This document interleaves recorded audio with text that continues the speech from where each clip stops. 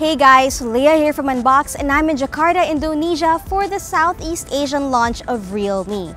Some of their products are already available in other countries like India, but in this region, we are seeing these three mobile devices for the first time: the Realme 2, Realme 2 Pro, and the Realme C1. We talked about the first two in a separate video and we will leave a link somewhere or in the description down below, so do click on it if you guys are interested.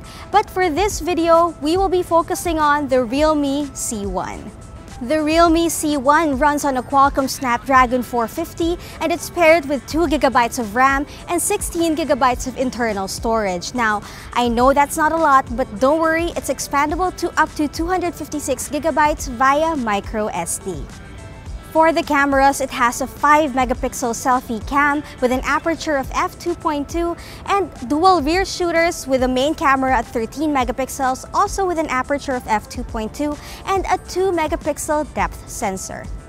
Honestly, we haven't really had a lot of time with the phone, so we can't give you a comprehensive review yet, but we will have one up on the site or on this YouTube channel once we've really tested it out.